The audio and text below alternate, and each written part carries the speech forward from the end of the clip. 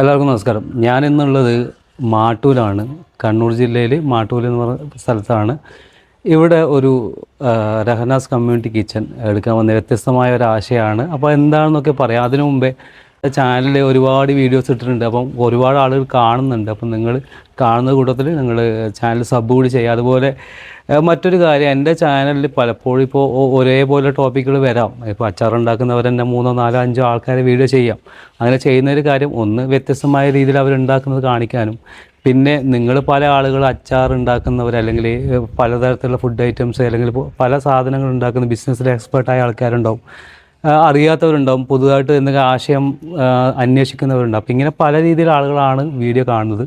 അപ്പോൾ നിങ്ങൾ എന്ത് ചെയ്യേണ്ടത് പറഞ്ഞാൽ, നിങ്ങളിപ്പോൾ നിങ്ങൾക്ക് അറിയുന്ന കാര്യങ്ങളാണെങ്കിൽ കമൻറ്റിലൂടെ പറയുക. അപ്പം ഈ സംരംഭങ്ങൾ ചെയ്യുന്ന ആളുകൾക്ക് പഠിക്കാം, അല്ലെങ്കിൽ നിങ്ങളുടെ സംശയങ്ങൾ ചോദിക്കാം. അങ്ങനെ കമൻറ്റിലൂടെ നിങ്ങൾക്ക് കാര്യങ്ങൾ ചോദിക്കാം. ഞാൻ ഡിസ്ക്രിപ്ഷനിൽ എല്ലാവരുടെയും നമ്പർ, ഞാൻ വീഡിയോ എടുക്കുന്ന ആളുകളൊക്കെ നമ്പർ ഇടുന്നുണ്ട്. അപ്പോൾ നിങ്ങൾക്ക് അതുവഴി അവരുമായിട്ട് കോൺടാക്ട് ചെയ്യാം.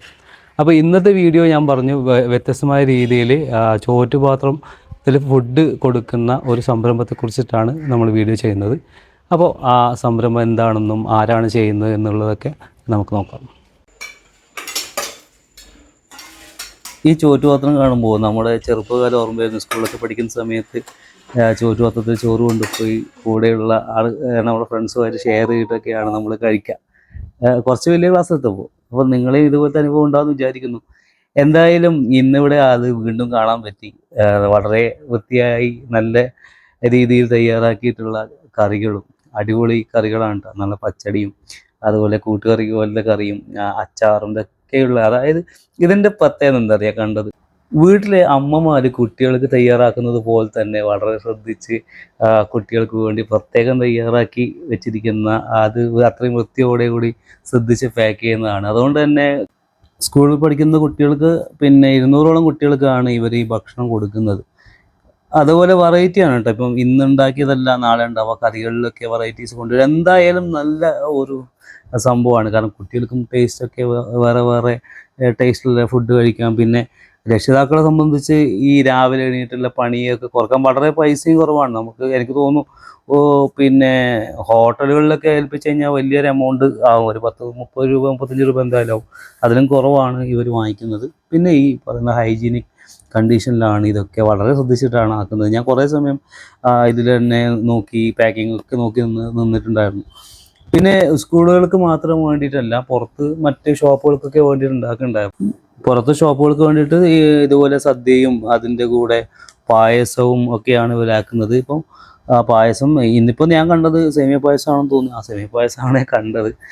അപ്പോൾ ഇതുപോലെ പായസം അവർ എണ്ണത്തിനനുസരിച്ച് ഇത്ര ആൾക്ക്, ഇപ്പോൾ നമ്മൾ പറയുമല്ലോ 40 പേർക്ക് അല്ലെങ്കിൽ 50 പേർക്ക്, എത്ര പേർക്കാണ് പറയുന്നത് അത്രയും ആൾക്കുള്ള പായസം, പിന്നെ അവരുടെ ഫുഡ്. പിന്നെ ഈ സ്കൂളുകളിലേക്ക് ഓരോ ദിവസങ്ങളിൽ വെറൈറ്റി സ്പെഷ്യലായിട്ടുള്ള ഫുഡും കൊടുക്കുന്നതാണ് പറയുന്നത്. അപ്പോൾ ഇതാണ് നമ്മുടെ രഹനാസ് കിച്ചൻ്റെ ഓണർ.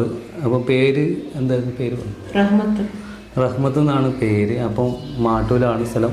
അപ്പോൾ ഇവരുടെ സംരംഭത്തെക്കുറിച്ച് ഞാൻ കുറച്ച് വീഡിയോസ് നേരത്തെ കാണിച്ചിട്ടുണ്ടായിരുന്നു. അപ്പോൾ ഇനി ഇവരോട് ചോദിക്കാം, സംരംഭത്തിനെ കുറിച്ചിട്ട് കാര്യങ്ങൾ ചോദിക്കാം. അപ്പോൾ എങ്ങനെയാണ് ഇത് തുടങ്ങിയത്? 2017 ചെറിയൊരു കറി പൗഡർ തുടങ്ങിയതാണ്. കറി പൗഡർ കൊണ്ടൊരു സംരംഭം തുടങ്ങിയതാണ്. അപ്പോൾ പിന്നെ അത് കഴിഞ്ഞ് പിന്നെ കുറേ സ്നാക്സ്, പിന്നെ ഫുഡ്, അതൊക്കെ ആയി. പിന്നെ 2022 കാറ്ററിംഗ് തന്നെ നിലവിലേക്ക് വന്നു. കാറ്ററിംഗ് എങ്ങനെ ഇത് ഒരു ആശയമായിട്ട് വന്നത്? ഇങ്ങനെ ആരെങ്കിലും പറഞ്ഞിട്ട് വന്നതാണോ? അല്ലല്ല, നമ്മൾ ഇങ്ങനെ ഈ കറി പൗഡറൊക്കെ തുടങ്ങി. പിന്നെ നമ്മളെ കൊറോണ സമയത്ത് കമ്മ്യൂണിറ്റി കിച്ചണിൽ ഭക്ഷണമാക്കാൻ പോയി, കൊറോണേൻ്റെ കാലത്ത്.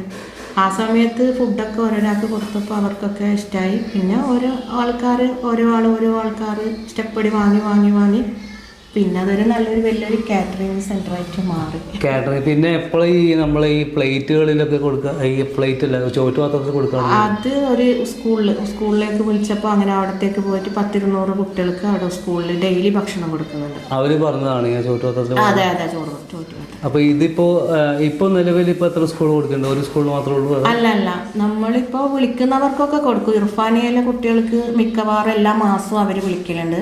അവർക്ക് ഇതിപ്പോൾ ഡെയിലി ആണോ ഈ ചോറ്റുപാത്രത്തിൽ കൊടുക്കുന്നത്? ചോറ്റുപാത്രത്തിൽ ഡെയിലി കൊടുക്കും. എത്ര കുട്ടികൾക്ക്? ഏകദേശം 200 കുട്ടികൾ, 220 കൂടുതലാണ് ഉണ്ടാവില്ല, കുറവൊന്നും ഉണ്ടാവില്ല. 220. അപ്പോൾ നമ്മൾ ഈ ചോറ്റുപാത്രത്തിലേ നിങ്ങൾ കൊടുക്കുമ്പം പിന്നെ ഈ ഒരു പാത്രത്തിന് എത്ര പൈസ വാങ്ങിക്കുന്നത്? 25 രൂപ. 25 രൂപയല്ലോ അല്ലേ? അപ്പോൾ 25 രൂപക്ക് ആണ് നമ്മൾ ഈ പച്ചടിയും ഇപ്പം കണ്ടത്. അപ്പോൾ ഡെയിലി ഈ സാധനങ്ങൾ മാറ്റുമോ അതോ പിന്നെ ചേഞ്ചസ് വരുന്നത്? അതായത് നമ്മൾ കറിയിലല്ലോ വരും. എല്ലാ ദിവസവും പിന്നെ വെജിറ്റബിൾ കറി, സാമ്പാർ, ബുധനാഴ്ച ചിക്കൻ കറി, വെള്ളിയാഴ്ച ദിവസം ചിക്കൻ ബിരിയാണി. ഈ ചിക്കൻ ബിരിയാണിക്ക് നമ്മൾ റേറ്റ് കൂട്ടുന്നുണ്ട് 60 രൂപ. 60 രൂപക്കല്ല, അത് എന്നാലും കുഴപ്പമില്ല, 60 രൂപയിലുണ്ട്. അപ്പോൾ ഈ പിന്നെ എല്ലാ ദിവസവും മാറ്റും. അപ്പോൾ ഈ പാത്രങ്ങൾ പിന്നെ സാധാരണ ഇപ്പോൾ ഇത് ചെയ്യുമ്പോൾ ഒരു ഇതുണ്ട്, നമ്മൾ ഈ പാത്രങ്ങൾ കൊണ്ടുകൊടുത്ത് അത് കഴുകി വൃത്തിയാക്കിയിട്ട് ആണ് വരുന്നത്, അല്ല നിങ്ങൾ ഇവിടെ വെച്ചിട്ട് കഴുകുകയാണോ? എങ്ങനെയാണ് അത് മെയിൻറ്റെയിൻ ചെയ്യുന്നത് ഈ പാത്രങ്ങളും കാര്യങ്ങളും? ഏകദേശം 9 സ്റ്റാഫുകളുണ്ട്. 9 പേരുണ്ട്. 3 സ്റ്റാഫ് അവിടെ തന്നെ ഉണ്ട്, 2 ആൾ അവിടെ ഉണ്ട് ടോക്കൺ കൊടുക്കാനും. അതുപോലെ തന്നെ ഭക്ഷണം കൊണ്ടുപോകുമ്പോൾ അവർ ആ ടോക്കൺ വാങ്ങിയിട്ട് കുട്ടികൾക്ക് ടിഫിൻ ബോക്സ് കൊടുക്കും. അതേപോലെ അവർ വൈകുന്നേരം ആകുമ്പോഴത്തേക്ക് ഭക്ഷണം കഴിച്ചാൽ കുട്ടികളോട് ടിഫിൻ ബോക്സ് വാങ്ങി ട്രയൽ വെക്കും. പിന്നെ ഒരു വണ്ടിക്കാരാണ്, ആ വണ്ടിക്കാർ കൊണ്ടുപോകും, അതേ റിട്ടേൺ ഈ പാത്രം തിരിച്ച് ഇങ്ങോട്ട് വരും. വണ്ടിക്കാരൻ നമ്മൾ കണ്ടിട്ടുണ്ടായിരുന്നു. അപ്പോൾ ഈ 3 സ്റ്റാഫ് അവിടെ 3 സ്റ്റാഫ്. അപ്പോൾ ഒരു സ്കൂളിലാണ് സ്ഥിരമായിട്ട് പോകുന്നത് എല്ലാ ദിവസവും അല്ലേ? അപ്പോൾ ബാക്കി സ്കൂളിൽ എങ്ങനെയാണ് ഇത് സപ്ലൈ ചെയ്യുന്നത്? മാസം കൊടുക്കുക. അവര് മാസത്തിൽ അവർ വിളിക്കും. എന്തെങ്കിലും സ്പെഷ്യലായിട്ട് അല്ലേ? സ്പെഷ്യലായിട്ടുള്ള അപ്പോൾ എന്താ സാധനങ്ങൾ എന്താ കൊണ്ടുപോകുക? ബിരിയാണി തന്നെയാണോ? ബിരിയാണി, മന്തി, പിന്നെ ഫ്രൈഡ് റൈസ്, പത്തല്. അപ്പോൾ അത് ആ സ്കൂളിലെ എല്ലാ കുട്ടികൾക്കും കൊടുക്കും? അതെ, അവർക്ക്. അപ്പോൾ നമ്മളിപ്പം ഈ ഡെയിലി പോകുന്ന സ്കൂളിലേക്ക് പാരൻസ് ഏൽപ്പിക്കുന്നതാണ്. പാരൻസ് എങ്ങനെ വിളിക്കുക? രാവിലെ രാവിലെ കോള് നിങ്ങൾ ഫോൺ സാധാരണ കോൾ ചെയ്തിട്ട് എഴുതി വെക്കും പുസ്തകത്തിൽ. അപ്പോൾ ഇതിപ്പോൾ സ്ഥിരമായിട്ട് കൊടുക്കുന്നവരെല്ലാവരും എല്ലാ ദിവസവും വിളിക്കണം? അല്ല, അങ്ങനെയല്ല. ഏകദേശം അവിടെ 2000 സംതിങ് കുട്ടികളുണ്ട്. ഓ, അത്രയുണ്ടല്ലോ. പക്ഷെ അവര് വിളിക്കുന്നവര് മാത്രം, രക്ഷിതാക്കൾ ഉണ്ടാക്കാൻ പറ്റാത്തവരാണ്. അപ്പോൾ ഇങ്ങനെ ആൾക്കാർ മാറി വരും. 200 എന്നുള്ളത് മാറി വരും. ചിലപ്പോൾ കൂടും അല്ലെങ്കിൽ കുറയും. ഒരേ ആളുകളാണ് ഇപ്പോൾ നോട്ട് ചെയ്ത് വെച്ചാൽ ഇപ്പോൾ നമുക്ക് അങ്ങനെ ചെയ്യലുണ്ട്. ഇപ്പം ഒരു ഗൾഫിലുള്ള രക്ഷിതാക്കളാണെങ്കിൽ 1 മാസത്തേക്ക് ബുക്ക് ചെയ്യും. അങ്ങനെ 1 മാസത്തേക്ക് ഇത്ര പൈസ ചെയ്യാൻ പറ്റും. അങ്ങനെ ചെയ്യുന്നുണ്ടല്ലോ. അതാ ഞാൻ ചോദിച്ചത്. കാരണം സ്ഥിരമായിട്ട് വേണ്ടവർക്ക് പിന്നെ എല്ലാ ദിവസവും വിളിക്കുന്നുണ്ടല്ലോ. അപ്പൊ അത് ഡീൽ ചെയ്യുന്നത് നിങ്ങൾ തന്നെയാണോ അല്ല അത് വേറെ സ്റ്റാഫ് ഉണ്ടോ? രാവിലെ എഴുതി എടുത്തിട്ട് ഇതിപ്പോ എത്ര മണിയോട് കൂടിയാണ് ഇത് കഴിയുക പരിപാടി? ഏകദേശം ഒരു 2:30 മണി 3 മണിയാകുമ്പോഴത്തേക്ക് കഴിയും. രാവിലെ തുടങ്ങും. രാവിലെ 7 മണി 8 മണിയാകുമ്പോൾ തുടങ്ങും. അപ്പോൾ ഇവരെല്ലാം രാവിലെ 7 മണിയാകുമ്പോൾ എത്തും. നിങ്ങളെ ആദ്യമായിട്ട് ഞാൻ നിങ്ങളെ പരിചയപ്പെടുന്നത് നമ്മുടെ ബ്ലോക്കിലെ സ്മിത മാഡം പറഞ്ഞിട്ടാണ്. മാഡം പറഞ്ഞ് ഇങ്ങനെ ഒരാളുണ്ടെന്നും ആളൊരു 10,000 രൂപേനെ കൊണ്ടാണ് സ്റ്റാർട്ട് ചെയ്യുന്നുള്ളത്.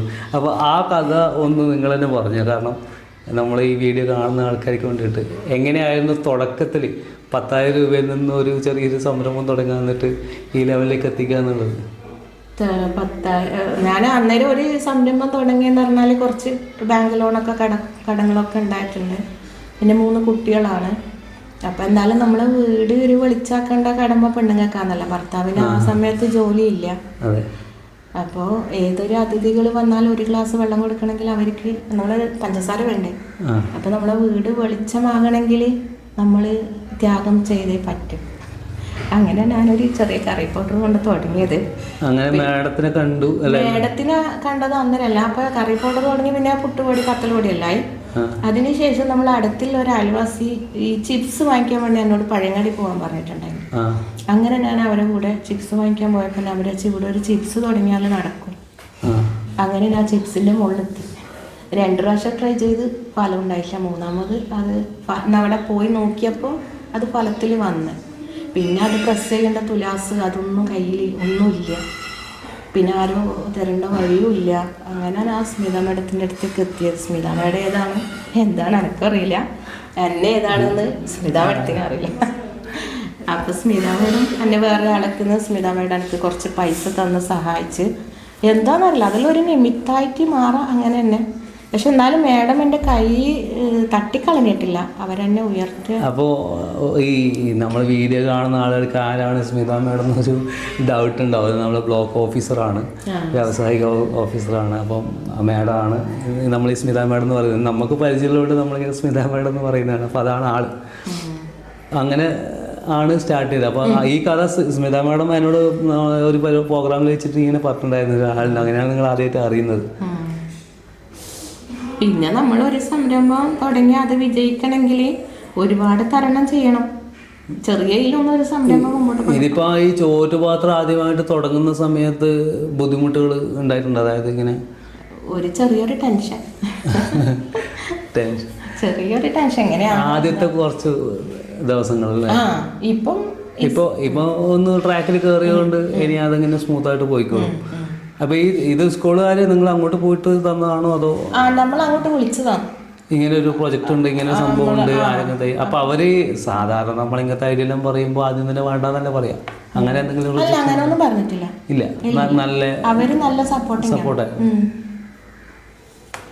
പിന്നെ നമ്മൾ നോമ്പ് 1 മുതൽ 30 വരെ കിടപ്പ് രോഗികൾക്ക് ഭക്ഷണം ഉണ്ടാക്കി കൊടുക്കും വീട്ടിൽ ഫ്രീ ആയിട്ട്. നോമ്പ് സ്റ്റാർട്ട് ആ കൊറോണ സമയത്ത് തുടങ്ങിയതാണ്. കൊറോണ സമയത്ത് നമ്മൾ ആളും ഈ നോമ്പ് മുറി വീട്ടിലായിട്ടില്ലല്ലോ, അങ്ങനെ ഒരു സ്റ്റാർട്ടിങ്ങും കൂടി തുടങ്ങി. അപ്പോൾ ഇതുമായിട്ട് ബന്ധപ്പെട്ട് കുറേ അവാർഡുകൾ പുരസ്കാരങ്ങൾ കിട്ടിയിട്ടതൊക്കെ അത് കാണുന്നത് വീടിൻ്റെ മുകളിൽ ഇങ്ങനെ വെച്ചിട്ടുണ്ട്. ഇതൊക്കെ ഇവർ കിട്ടിയ അംഗീകാരങ്ങളാണ് പല സ്ഥലങ്ങളിൽ നിന്നായിട്ട്. ഞാനിപ്പോൾ കുറേ പുരസ്കാരങ്ങൾ ഇതെല്ലാം കണ്ടു. അതൊക്കെ എവിടെ നിന്നൊക്കെ കിട്ടിയതാണ്? നമ്മളെ പഞ്ചായത്തിൽ നിന്ന്. ഇത് പഞ്ചായത്തിൽ നിന്ന് കിട്ടി, പിന്നെ നമ്മളെ ലീഗിൽ നിന്ന് കിട്ടി, കോൺഗ്രസ്സുകാർ അവർ വന്നിട്ട് തന്നെ, പിന്നെ നമ്മളെ MLA വീട്ടിൽ വന്ന് ആദരിച്ചിട്ടുണ്ടായിന്. അതിപ്പോ വീട്ടിൽ തന്നെയാണല്ലേ സംരംഭം ചെയ്യുന്നത്? എല്ലാവരും വീട്ടിൽ തന്നെ വന്നത്. അത് കൊറോണന്റെ സമയത്ത് നമ്മൾ വീട്ടിലിരുന്നിട്ടില്ല. ഒരുപാട് ആൾക്കാരെ പോവുകയും സന്ദർശിക്കുകയും അവർക്ക് വേണ്ടുന്ന ഭക്ഷണ കിറ്റുകൾ വാങ്ങിക്കൊടുക്കുകയും, പിന്നെ ആ സമയത്ത് തന്നെ നോമ്പ് 1 മുതൽ 30 വരെ നമ്മൾ നിർദ്ധരായ കിടപ്പിലായ രോഗികൾക്ക് ഭക്ഷണം ഉണ്ടാക്കി വീട്ടിൽ നിന്ന് കൊടുക്കുകയും ചെയ്തു.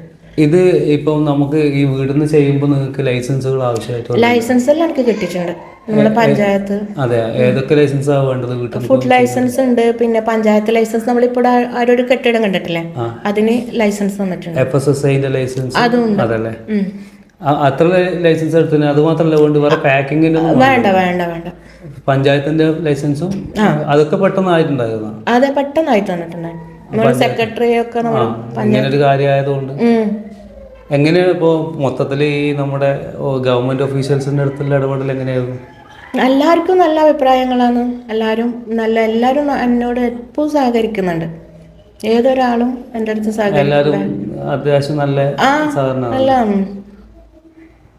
നല്ലൊരു സംരംഭമാണ്, വ്യത്യസ്തമായ ആശയമാണ്. കുറേ ആളുകൾ ചെയ്യുന്നുണ്ട് തോന്നുന്നു അവിടെ ഇവിടെയൊക്കെ ആയിട്ട്. എന്നാലും നിങ്ങൾ നല്ല രീതിയിൽ ഇപ്പോൾ ഇത്രയും ആളുകൾക്ക് ഭക്ഷണം കൊടുക്കുന്നു, കുട്ടികൾക്ക് കൊടുക്കുന്നു, നല്ല കൺസെപ്റ്റാണ്, ആരും ചെയ്യാത്തതാണ്. എന്തായാലും നല്ല രീതിയിൽ മുന്നോട്ട് പോകട്ടെ എന്ന് ആശംസിക്കുന്നു.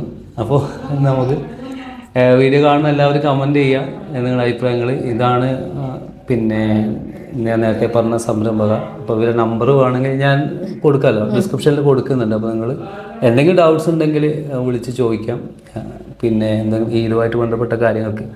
അപ്പോൾ നമുക്ക് മറ്റൊരു വീഡിയോ ആയിട്ട് കാണാം. എല്ലാവർക്കും ബൈ.